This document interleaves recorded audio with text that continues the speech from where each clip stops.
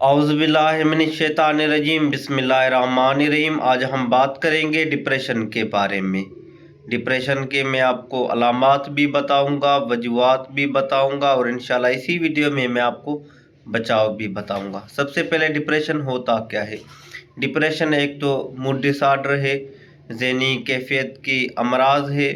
Depression में उदासी होती है, दिलचस्पी में कमी होती है और एनर्जी में कमी होती है और रोज़मर्रा की ज़िंदगी जो है वो मुतासर हो सकती है। इसकी अलामात क्या है। अलामात में मुसलसल थकावट होना, चिड़चिड़ापन होना, गुस्सा होना, उसके अलावा सोचने की कैफियत मुतासर होना, नींद की कमी होना, जिस्म में दर्द होना, भूख की कमी होना और भी बहुत सारी अलामात हैं जिसकी बुनियाद पर आप मालूम कर सकते हैं और अपना बचाव कर सकते हैं।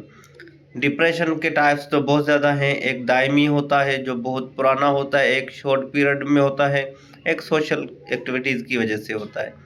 अब इसकी वजूहात क्या है। जेनेटिकल इशू हो गया, हार्मोनल इशू हो गया, पैनिक अटैक्स हो गए या कोई ऐसी चीज़ हो गई, एक्टिविटी हो गई जिसकी वजह से आप डिप्रेशन की तरफ जा सकते हैं।